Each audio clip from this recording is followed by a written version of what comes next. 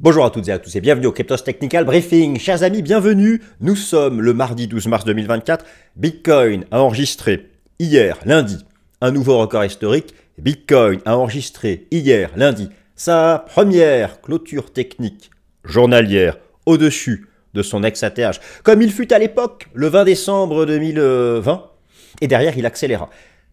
Attention, chers amis, un chiffre peut venir gâcher la fête. Manque de peau, ou une chance peut-être, nous allons prendre connaissance de ce chiffre ce mardi. C'est-à-dire que la plupart d'entre vous, lorsque vous allez écouter cette vidéo, vous allez connaître ce chiffre. Il s'agit de l'inflation aux États-Unis. L'inflation CPI, l'agrégat majeur qui oriente le timing du pivot de la Fed. D'ailleurs, la Fed prend une décision de politique monétaire la semaine prochaine. Autant vous dire que ce chiffre de l'inflation de février est très attendu car l'inflation en janvier avait réaccéléré en rythme mensuel. Je vais vous détailler ça plus tard dans la vidéo. C'est le chiffre majeur qui va répondre à une question. Lundi, le nouveau breakout de l'ATH, s'agit-il d'un bull trap? Et donc on réintègre, on revient chasser à 60 000 et dans un second temps on fera un vrai breakout? Ou s'agit-il d'un vrai signal technique de continuation de la tendance haussière pour aller chercher les objectifs de cours théoriques? Je vais dans cette vidéo répondre à cette question précisément, mais je vais surtout traiter une autre question. Vous êtes nombreux à me demander, Vincent, oui c'est moi, voilà, c'est moi. Vincent, en 1982, je suis né en 1982, vous savez que ce fut l'année où Vincent a été donné comme prénom à le plus d'enfants. Donc voilà, mes parents n'ont pas été très originaux. Bon bref, la question que tout le monde me pose, c'est quoi? C'est lorsqu'on aura vraiment fait le breakout de l'ATH. Nous sommes dans un no man's land technique. Quelles sont les cibles théoriques? Quelles sont les cibles du cycle haussier du bull run? Peu importe le court terme, je me projette là sur 6 à 12 mois. Lorsqu'on va faire la vraie accélération après le halving du BTC le 15 avril, c'est quoi les cibles? Je vais tout vous donner. J'ai préparé une liste complète de tous les objectifs sur le plan fondamental, les modèles de Valo et, enfin complète, non, c'est pas exhaustif en fait, et toutes mes cibles techniques, notamment liées aux extensions Fibonacci et aux vagues d'Elliott. Donc dans cette vidéo, je vais vous faire d'abord un topo sur l'inflation US, le chiffre qui peut gâcher la fête, en tout cas ce début de semaine. Mais c'est pas grave, si ça drop avec l'inflation US, ça va donner des bons points d'entrée sur les altcoins. Donc il n'y a pas de stress parce qu'il y a point S, S&P 500, gare aux divergences techniques, Bitcoin, donc je vous fais tous les cibles techniques, Ethereum, BNB, et je vais vous parler de certaines altcoins, ICP, NIR, AAV, LTC. Chers amis, bienvenue à la nouvelle édition du Cryptos Technical Briefing. On attaque. Nous attaquons. Alors, un chiffre, oui, un chiffre peut gâcher la fête. Un chiffre peut gâcher la fête. Il est mis à jour ce mardi à 14h30. Il s'agit de l'inflation CPI aux États-Unis. Pourquoi est-ce que ça peut gâcher la fête? Alors, l'inflation, tout le monde a compris, tout le monde est à janvier. Les chiffres de janvier, je vous les montre. Les chiffres de janvier, il y a eu un petit à la fois dans le CPI et dans le PCE. Vous avez là l'inflation en rythme mensuel. Donc c'est le taux de croissance mensuel. 0,42, on voit bien une nette accélération. Ça revient sur les taux mensuels de la vague d'inflation post-Covid. Ça fait flipper. Mais ça, c'était janvier. Ça peut être provisoire. Si vous prenez le CPI, qui est mis à jour. Je commence par les fondamentaux, ensuite on fait la technique et je vous annonce le plan. Donc voilà, le CPI en mensuel, 0,4, c'est pas bon du tout ça. Si on enchaîne chaque mois un taux de croissance mensuel de 0,4, en rythme annuel, les taux d'inflation vont rebondir. Aujourd'hui, le consensus est attendu à 0,30. Il est impératif pour que, et là vous avez sous les yeux les taux d'inflation en rythme annuel, en sous-jacent 3,9, en nominal 3,1, aujourd'hui, le consensus du marché, selon l'algorithme de la Réserve fédérale de Cleveland, c'est du 3,7 pour le core CPI, l'inflation sous-jacente. C'est ça, c'est majeur. Aujourd'hui, ce mardi, voilà le chiffre qui peut gâcher la fête ou au contraire l'entretenir. C'est ça et seulement ça. Les attentes sont énormes et je n'en rajoute pas. Il nous faut du 3,70 en sous-jacent, donc de 3,9 à 3,70, et il nous faut du 0,30 en core CPI mensuel, month over month. Ça, c'est majeur. Il faut revenir à un rythme mensuel. Donc, alors j'enchaîne. S&P 500. Alors S&P 500, gare aux divergences techniques. Bon, l'inertie haussière continue sur le S&P 500.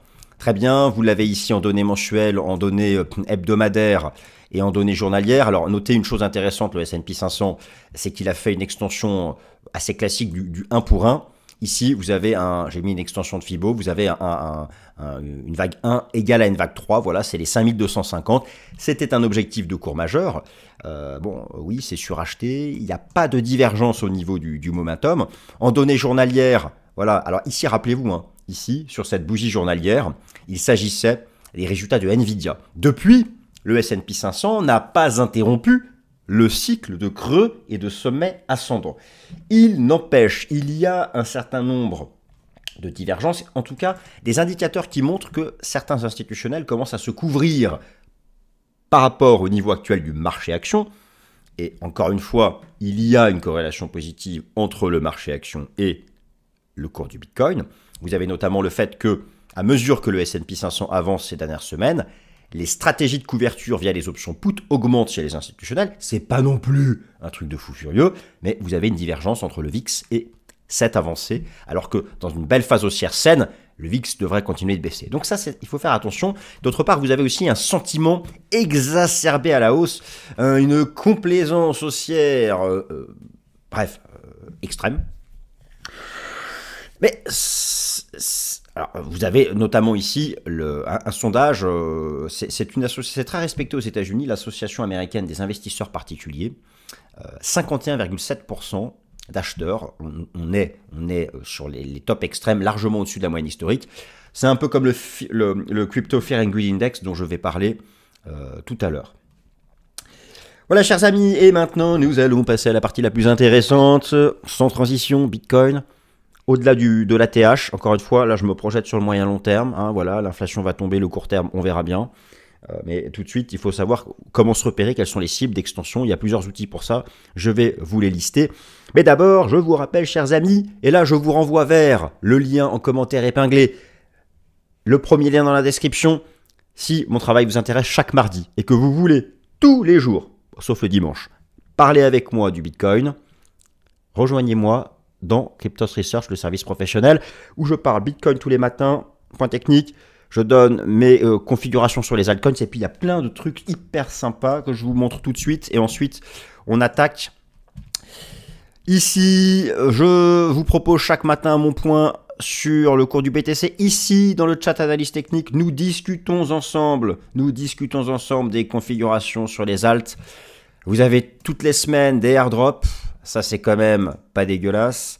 Vous avez un parcours de formation, des outils de formation, d'accompagnement en analyse fondamentale, en analyse technique. Vous avez de l'analyse on-chain, vous avez de l'analyse fondamentale, les airdrops, et puis surtout, voilà, on interagit. Guys, faites-vous plaisir, c'est satisfait ou remboursé. C'est-à-dire que si au bout de 2 semaines, vous trouvez ça nul, ça coûte 0. Voilà. Donc, perdez rien à tester, et puis c'est cool, on parle ensemble des alts, on parle ensemble du BTC, et voilà, on est dans le bull run, les 6 prochains mois seront de toute façon hyper intéressants, on fera de nouveaux records sur BTC. Bon, alors maintenant la partie la plus intéressante, donc le lien, un commentaire épinglé, description. Quelles sont les façons de calculer les cibles haussières de Bitcoin au-delà de l'ATH? Plusieurs façons, je vous les liste tout de suite. D'abord, on va commencer par des façons de calculer ça fondamentalement. Le Stock to Flow Model, le Bitcoin Terminal Price, le Bitcoin Rainbow Price Indicator, les options Bitcoin. Et enfin, toutes les extensions techniques dites de Fibonacci. Et là, j'ai tout repris. Et ça va nous donner un intervalle d'objectif de cours final du bull run qui, de toute façon, aura lieu après le halving. Le halving qui a lieu le 15 avril, autour du 15 avril. Bon, la fourchette finale, je vais vous montrer ça, ça me donne entre 105 000 et 400 000. Bon, 400 000, pas déconner. Overall, la plupart des targets se trouvent entre 105 000 et 140 000 $, qui pourrait être l'aboutissement du cycle haussier actuel. Et donc, si nous regardions ça en détail, commençons par ce qui va nous faire vibrer, mais il faut savoir garder la tête froide. En bourse, il faut avoir le son glacial. de sang-froid. Gardez son sang-froid. Le stock to flow model. Alors déjà, regardez une chose. Ici, vous avez les dates de halving. Jamais Bitcoin n'a rejoint son ATH avant le halving. Or, là, Bitcoin est en train de faire exactement comme il a fait ici, rappelez-vous, le mercredi 16 décembre 2020. Sauf que, à l'époque, lors du précédent bull run, le halving, il avait eu lieu là.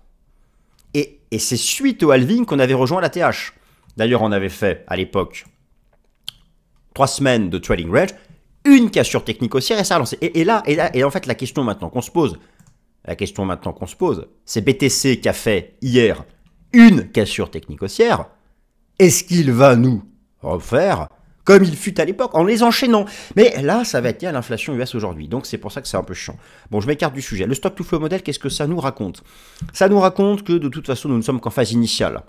Le halving n'a même pas eu lieu. Le halving, lorsqu'il va avoir lieu, la diminution par 2 de la prime de minage, en fait, ce modèle de valorisation de Bitcoin, la plupart des modèles dits fondamentaux sont liés à quoi? Ils sont liés au fait que, il y a 2 choses.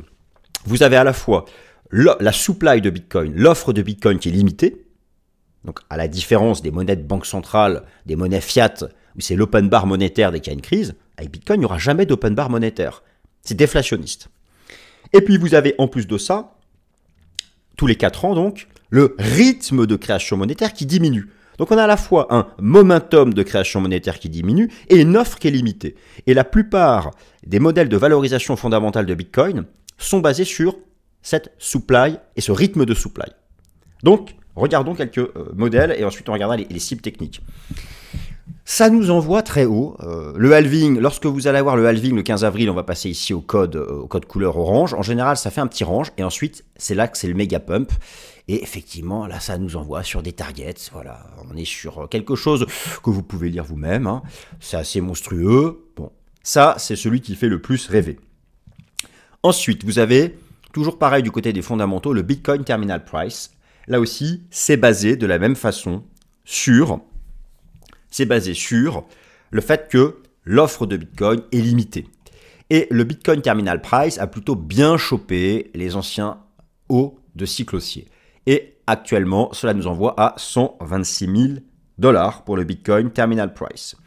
Vous en avez un autre, c'est toujours le même principe, mais ça c'est plus basé sur un rythme d'évolution en termes de momentum, le Bitcoin Rainbow Price Chart Indicator. Et dès lors que nous allons arriver dans les orangés, dans les rouges, nous arrivons dans une zone de FOMO de fin de bull run. Notez que à mesure que les cycles se déploient, nous allons moins en moins haut dans le Rainbow. Et donc en appliquant ça, ça nous envoie quelque part entre les 110 et les 143 000 $. Vous avez encore une autre façon de faire. Que font les institutionnels? Comment se projettent-ils? Et pour ça, vous avez les enseignements des options Bitcoin. Alors là, je suis sur l'échéance du 29 mars parce que c'est l'échéance qui est le plus proche de nous. En fait, l'idée, c'est d'utiliser la mesure de l'open interest, c'est-à-dire la quantité de contrats ouverts sur telle échéance et sur quel strike. Donc, on va regarder la répartition de la mesure de l'open interest sur les différents strikes par échéance. Donc, on peut choisir la fin d'année. Voilà, prenez l'échéance du 27 décembre pour voir là où vous avez donc le plus d'open interest. L'open interest, ici l'open interest, axe désordonné en vert les calls, en bleu les puts. Bon, c'est une façon de faire, mais en réalité, ce qu'il faut mieux faire, c'est se projeter là sur les échéances où il y a le plus d'open interest. L'échéance en termes de temps, donc, où les institutionnels sont le plus présents. Et donc, au final, ce qu'on peut simplement faire, c'est rassembler toutes ces échéances dans une seule, en fait, et unique, et simplement regarder comment se répartit l'open interest, la quantité de contrats d'options ouverts, en fonction des strikes. Et là, vous allez voir que, grosso modo, c'est quand même assez modéré. C'est-à-dire que l'objectif... Alors, je parle vraiment, je regarde ce qu'on retrouve au-delà de la TH. Et là où on en retrouve le plus, c'est 75 000, 80 000 et 100 000. Au-delà, ça reste encore assez modéré, ça reste assez mesuré. Mais ça, bien sûr, continue de s'ajuster en permanence. Alors maintenant, ce qu'on va faire, ce sont les cibles de l'analyse technique. Et ça, on a les extensions de Fibo, les vagues du passé. Et j'ai mis plein d'extensions, puis on va voir là où on en trouve un paquet. Là où on retrouve le plus d'extensions, c'est probablement là où le marché terminera sa phase bullish. Alors, Bon, je vous rappelle le schmilblick, nous sommes dans la vague 3 et nous sommes dans la 3 de la 3, d'accord? Une vague impulsive, c'est 5 temps. Alors là, avec l'inflation US, soit l'inflation US, c'est correct et on continue de faire la 3 de la 3. Si les chiffres de l'inflation sont mauvais, c'est-à-dire qu'ils dépassent les attentes, nous allons rentrer dans la 4 de la 3, d'accord? Ça, c'est important de savoir. Donc on fera un truc comme on avait fait ici en janvier au moment des ETF. Hein, donc il y aura encore des corrections, hein, soyons... J'arrive plus à m'exprimer. Soyez-en certains, voilà. Donc, mais nous, on s'en fout de ça du court terme. Je regarde, on se projette. Alors déjà, ici, vous aviez le bear market, le moins 80%, la fin du cycle bullish de 2017-2018. Depuis, le marché construit une hausse en 5 temps. Nous sommes dans cette 5e vague. L'objectif usuel d'une grande 5, c'est 0,618 du bas de la 1 au sommet de la 3. Ce que j'ai reporté ici, là, c'est là. C'est cette extension-là. Et c'est celle-là, cette extension-là, le 0,618. Et donc ça nous donne une target à 107 000, qui pourrait être l'aboutissement de ce gros cycle haussier. Bien sûr, c'est un objectif bas. Je vous donne les fourchettes les plus proches. La vague 5 peut faire davantage. Maintenant, on va venir sur la décomposition de cette 5. Nous sommes actuellement donc dans la 3 de la 3. En fait, nous sommes dans la 3 de la 3 de la 5. Vous me suivez? Bon, moi je cherche à calculer maintenant la cible de la 3. C'est quand même plus proche que nous. J'ai donc mis une extension ici en partant du bas de la 1 au top de la 1 et au bas de la 2. Et ça nous donne donc un intervalle comme cible de cette vague 3, compris entre 76 000 et 99 000 $ pour l'aboutissement de cette vague 3. Et ça, bien sûr, ça va dépendre des fondamentaux.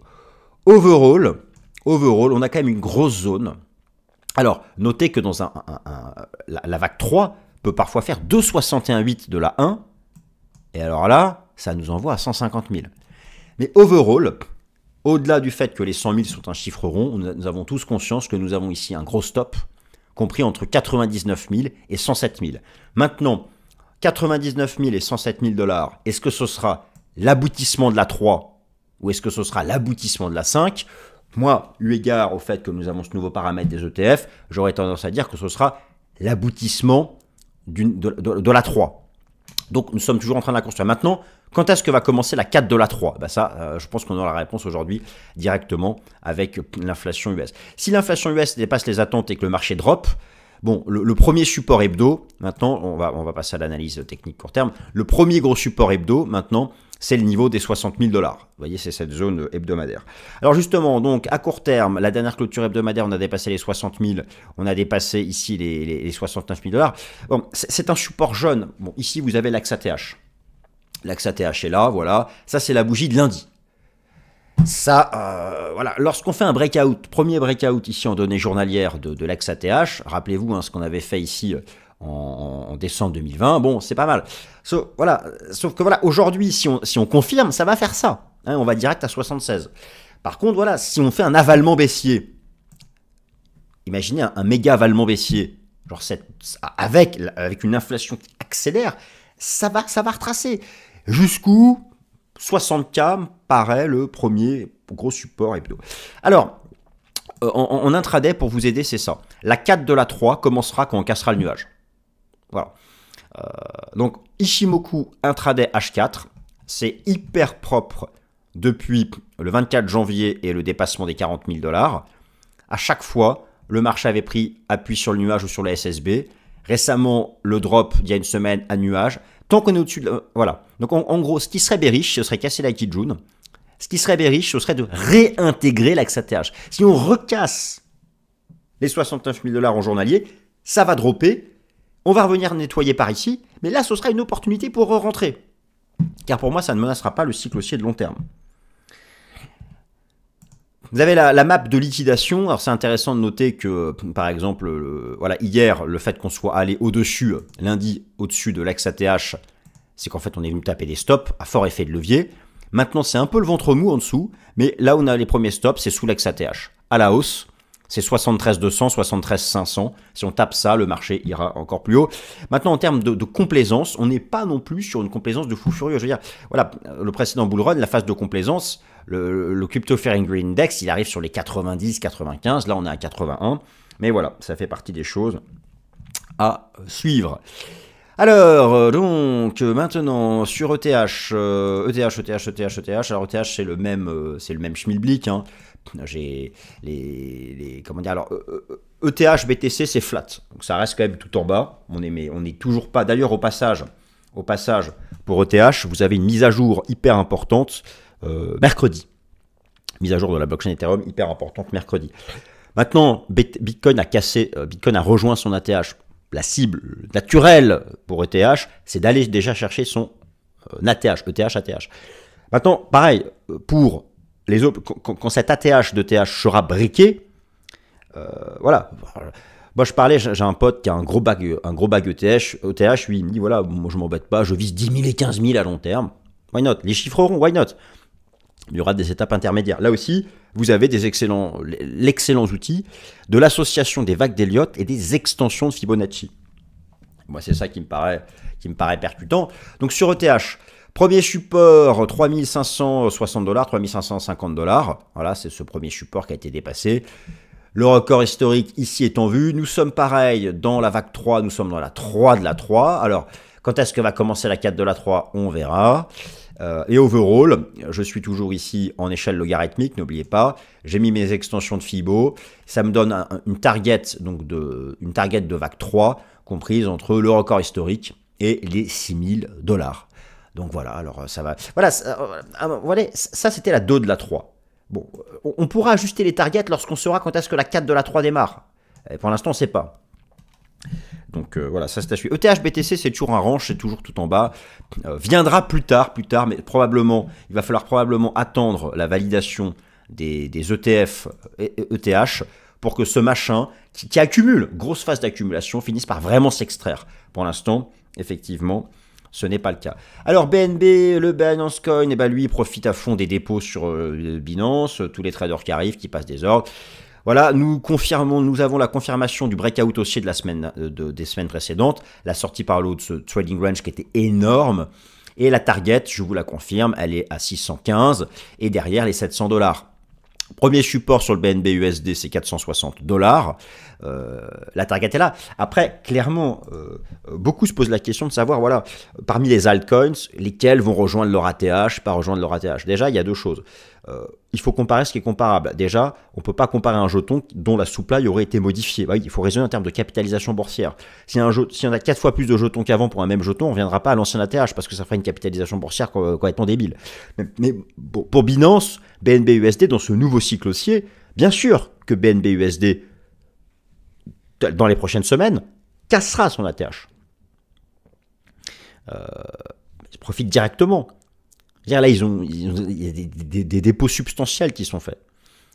Bon, voilà. Donc, premier support 460 $. Et ensuite, pour les objectifs de cours au-delà, on verra, on appliquera à ce moment-là les extensions de Fibo. Premier support 460. Maintenant, ICP, USDT, parce que vous m'en avez parlé, eh bien c'est pas mal du tout, ça se met en place. Alors en hebdo, j'aime bien, donc je suis toujours en log. En fait, ce que j'aime bien en données hebdomadaires, c'est ça. Alors, le premier support tangible, c'est le niveau des 10 $. C'est-à-dire que voilà, ici, imaginez que le marché drop avec l'inflation US, là, il y a une belle zone d'entrée. C'est le niveau des 9,50, 10 $, la MM200 qui est pas loin, voilà. Hypothèse 1, et derrière, ça repart. Maintenant, ce que j'aime bien en hebdo, c'est qu'on a, en Ishimoku hebdomadaire, la lagging span qui se libère du nuage. Ça se met en place. Maintenant, voilà, est-ce que d'abord on fait ça et ça repart, ou ça repart direct? Ça va dépendre de l'inflation US. Mais elle est belle. Et moi, sur cette alt, j'ai une target ici. J'ai une target qui est à 50, qui est une extension de Fibo. Donc ça, je vous donne une target sur les prochains mois. Alors maintenant, voilà, pour sélectionner ces alts, et je termine là-dessus, parce que j'en parle tous les jours sur Cryptost Research, souvenez-vous, il faut identifier les paires en BTC qui ont le plus de potentiel. Ça, NIR, je vous en ai énormément parlé. NIR BTC, dont la configuration donc, du token face au BTC se met en place. Le renversement haussier a été validé, c'est bullish, il y a des croisements. Voilà, on peut pas parfaitement y appliquer l'anesthésie. Ce machin, lorsque NIR BTC va sortir par le haut du nuage, ce sera vraiment un signal d'accélération de NIR USD qui est déjà parti. Mais ce que je veux dire, c'est que lorsqu'on se pose la question de savoir quels sont les alts qui rejoindront leur ATH, ce sont les paires en BTC qui ont validé leur renversement haussier, mais qui sont encore en bas et qui ont un gros potentiel. Celle-ci, quand la saison des altes arrivera, c'est-à-dire après le halving, quand la dominance du BTC arrêtera de monter, je pense moi, après le halving c'est 15 avril, c'est à ce moment-là, toutes ces altes, ces paires en BTC tout en bas, qui ont donné les signaux bullish, c'est à ce moment-là que ce sont elles face à USD qui auront à supply égal le plus de probabilité de rejoindre la TH. Donc elle a vraiment été un cas d'école. Il y a une première résistance qui arrive à 7,80. Voilà, mais moi c'est ce que je vise ici sur la totalité du bull run. Alors maintenant, est-ce qu'il y en a qui sont encore en retard? Il y en a certainement, je vous en montre. Allez, je vous en montre deux.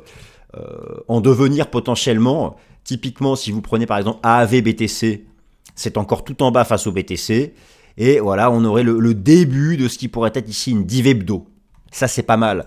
Vous regardez le LTC BTC, c'est encore tout en bas. On aurait le début d'une div hebdo. Donc ça veut dire que lorsque la dominance du BTC cessera de monter, nous avons là deux crosses, AAV USD et LTC USD, qui pourraient faire quelque chose d'intéressant. C'est comme ça qu'il faut fonctionner.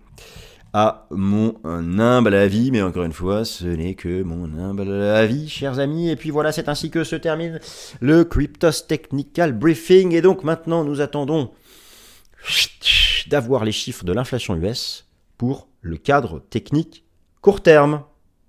Allez, salut, j'espère que vous avez passé un bon moment, bonne semaine.